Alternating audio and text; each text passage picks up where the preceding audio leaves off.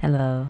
For this video, I'm doing something differently. I'm recording my voiceover in DaVinci's Fairlight page, and also I'll be naming shortcuts in the keys that I use, so that you can also change them from your shortcut editor, which is accessible by Ctrl-Alt-K. Here I add a cut with S, and then I press D to select under my playhead, Shift X to ripple delete. I also drag out my playhead and then ripple cut the end, and that does it for me. From here I drag out text plus, or you can also just, let me get rid of this. I'll do shift space and then use the search bar to search up text plus, which is the way that I go about doing things. Okay, and then from here we're going to open it up in Fusion, move here to load, and this is where we do our effects and our animation. Before that, we're going to style our text to make it the way that we want it to look. So I'll get the gradient outline as well as the font that I want. For the gradient, we go to the shading tab, click on 2, enable, and for type we set to gradient. And from there, I just drag the slider to look something like this, so that it'll be colored in the middle and white on the ends of it. Bring up the thickness, or you can type in the value yourself so it exceeds the limit. And then go to type, text box, and be sure to check on word wrapping so that it can correctly resize itself. After that, we're going to add the transform node, so go to the search bar by shift space and then type in transform XF. We'll keyframe the start of the scale, go further some frames and then add another keyframe there. Go to the first keyframe again and then bring the value down to something like this. Here I'm smoothing out the animation, so Ctrl F to zoom, F to change to ease in, and then Ctrl A to show the handles. I like to make the curve ease out, so here's how that looks like. Another thing I've been adding recently is motion blur. By going to setting, motion blur, shutter angle, you can type in the number yourself so it exceeds the limit and then increase the quality, and it just looks a bit nicer.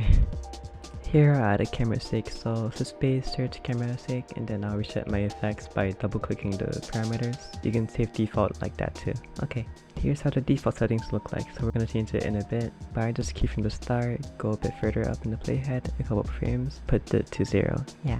As well as the speed too, so it's not as intense. And I add a little bit more tail on this parameter as well. I also missed recording the motion blur I included in the settings, same as the transform. Okay, and then I'll let you save my text to reuse it later, like the color of the speaker. Go to file, rename it to whatever, just to be organized. We go to our media pool, show power bin, and create a folder, or just drag it in there so we can reuse it from any project you want to.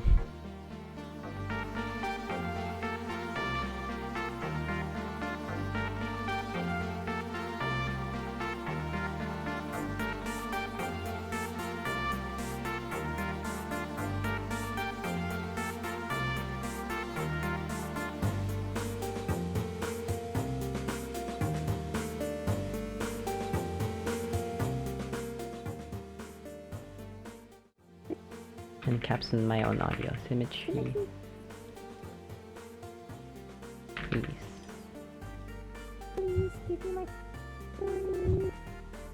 Beep, beep. You know what's gonna be a pain in the ass? Using davinci. Aside from that, having to remember everyone's colors. Oh yeah, it's hard to have enough colors for everyone. Like Nidum and I think Chris like red, so it's hard to. I just use different tones of red, but it's not even that noticeable. Yeah, cause I'm like, huh. I have to ask. If I were to assign colors, you would be a really light blue. Like you would be a light blue, but my boyfriend would be a navy blue. Light blue and navy blue. I have Brian as a light blue, and you as purple. Purple. I just think purple is Splatoon. That's all it reminds me of.